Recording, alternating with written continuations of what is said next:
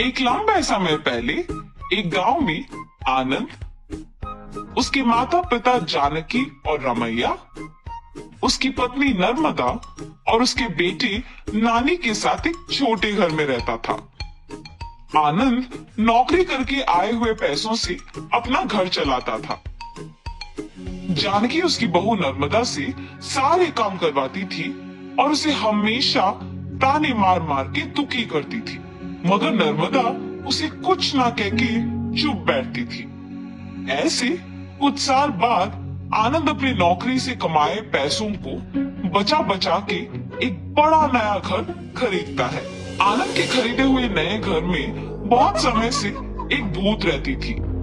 ये बात आनंद को नहीं पता था और इसीलिए वो घर खरीदता है और उसके आसपास खाली रहने के कारण दिखने में बहुत शांत सा माहौल था और जानकी में कोई बदलाव नहीं आया। नए घर में जाने के पहले ही दिन नर्मदा की गलती के बिना ही उसे ताने मारती है। दुखी होकर नर्मदा बिना कुछ खाए और सोए अपने कमरे में जाकर रोती रहती है। तब उस घर में मौजूद भूत नर्मदा को रोते हुए देख उसके पास आती है। बगल में परछाई को देख नर्मदा तुरंत खड़े हो जाती है। तब वो भूत नर्मदा के सामने आके खड़े हो जाती है। उसके चेहरे पे घाव, खुले बाल देख के नर्मदा डर जाती है। बाप रे, भूत भूत! डरो मत, मैं तुम्हें कुछ नहीं करूंगी। तुम हमारे घर में क्यों आई हो? तुम लोग ही मेरे घर आए। ये तुम्हारा घर है? हाँ, ये मेरा घर है। इसी में मैं मर गई। मेरे मरने के बाद ही तुम लोग यहाँ आए। ऐसे कह के अचानक नर्मदा में घुस जाती है। हा हा हा, ऐसे हंसते हुए सो जाती है। सुबह उठ के जब जानकी देखती है कि सारा काम वैसे का वैसे ही रह गया, तब नर्मदा नर्मदा बहुत बार बुलाने के बावजूद जब वो नहीं आती है तो जानकी ही उसके पास जाती है। हाँ, तुम अब तक उठी नहीं? नर्मदा नर्मदा उठो! जानकी पास आके बुलाने पर नर्मदा जाग उठती है। उसकी आंखें बहुत लाल और डरावना दिखने के बावजूद जानकी उस पर ज्यादा ध्यान नहीं देती है। उठ गई? जाओ जाके सारा काम करके चाय बना के लाओ। मेरे ही सामने जोर से बात करके मुझे काम करने के लिए कह रही हो? ये कह के उसका हाथ जोर से पकड़ लेती है। नहीं, तुम कुछ मत करो। आज से सारा काम मैं ही करूंगी, मुझे छोड़ दो। जाओ जाके सारा काम करो। ठीक है ठीक है। ऐसे कह के जल्दी से सारे काम खत्म करती है। ये क्या सच में मेरी बहू है? इसके मुंह से कभी एक लफ्ज भी नहीं निकला और आज ये मुझसे सारा काम करवा रही है। तुरंत ये सब मुझे अपने बेटे को बताना होगा। और ऐसे अपने बेटे को सब सच बताती है। तब वो कहता है, जितना भी गुस्सा क्यों ना हो, ऐसे तो नहीं कहते हैं माँ। आप अगर उससे अच्छे से पेश आएंगे तो वो भी अच्छा ही रहेगी। उसके बारे में क्या मुझे नहीं पता? उसके बेटे का ऐसे बात करने पर जानकी कुछ नहीं कहती है और अपनी बहू से डरने के कारण वो सारे काम खुद ही करती है। नर्मदा, नए घर खरीदने की खुशी में मैं अपने कुछ दोस्तों को घर बुला रहा हूँ। सारी चीजों का तुम्हें ही ध्यान रखना होगा। ऐसे बोल के चला जाता है।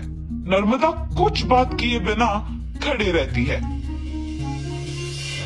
उसके बगल में खड़े जानकी के पास जाके वो कहती है, तुम्हारी बेटे की बातें सुनी है ना तुमने? सारी तैयारी तुम्हें ही करना होगा। ऐसे जोर से कहती है। अगले दिन आनंद दोपहर को अपने दोस्तों को घर ले आता है। नर्मदा, तुमने सारी तैयारी कर ली ना? हाँ जी। और ऐसे सबको खाना परोसती है और सभी हंसते हुए बातें करते रहते हैं। सभी व्यंजन स्वादिष्ट है भाभी जी। हाँ, मेरी पत्नी के हाथों में जादू है। आनंद, तुम्हारा घर भी बहुत खूबसूरत है यार। चारों ओर खाली और शांत है। इस घर को देखते ही पसंद आ गया मुझे, इसीलिए इसे बचाए हुए सारे पैसों से खरीदा हूँ। अब इस घर का मालिक मैं हूँ। ऐसे आनंद कहता है। ये सुनते ही नर्मदा तुरंत भूत बन के अजीब आवाजें बनाती है। उसका सिर नीचे झुका रहता है और अजीब आवाजें आने के कारण सभी उसी को देखते हैं। नर्मदा, क्या हुआ तुम्हें? नर्मदा अचानक अपना सिर ऊपर करती है और क्या इस घर का मालिक तुम हो? मैं हूं इस घर की मालकिन। ऐसे उसे घूरने पर आनंद अचानक हवा में ऊपर उड़ने लगता है। नहीं, ये तुम्हारा ही घर है, मुझे छोड़ दो। ऐसे कहने पर आनंद को नीचे छोड़ देती है। ये सब देख के घर के सारे मेहमान भूत भूत कह के वहां से भाग जाते हैं। नर्मदा जैसे उसे कुछ पता नहीं है अपने कमरे में जाके सो जाती है। आनंद, कम से कम अब मेरी बातों का यकीन करोगे तुम? तुम्हारी पत्नी में भूत घुसी है, भूत। देखो आज उसने क्या कर दिया। हाँ माँ, अब हम क्या करें? एक मांत्रिक को बुलवाना ही पड़ेगा। हाँ ठीक है माँ, कल उसी के पास जाएंगे।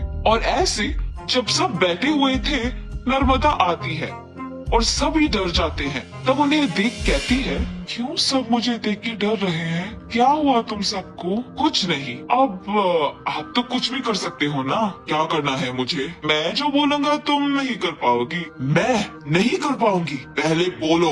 अच्छा, क्या तुम इस बोतल के अंदर घुस के वापस बाहर आ सकती हो? इतना ही, और मैं ये नहीं कर पाऊंगी? देखो, ऐसे बिना कुछ सोचे समझे नर्मदा में घुसी आत्मा अचानक उस बोतल में घुस जाती है और तुरंत जानकी उस बोतल का ढक्कन बंद कर देती है। भूत को मैंने इस बोतल के अंदर बंद किया है, अब इसे गांव के अंत में फेंक के आना होगा। और ऐसे उस बोतल को गांव के एकदम अंत में फेंक के आ जाती है। तब से जानकी अपनी गलती सुधार के अपनी बहू को ताने मारना बंद कर देती है। भूत के चले जाने पर सभी उनके नए घर में खुशी से जीते हैं।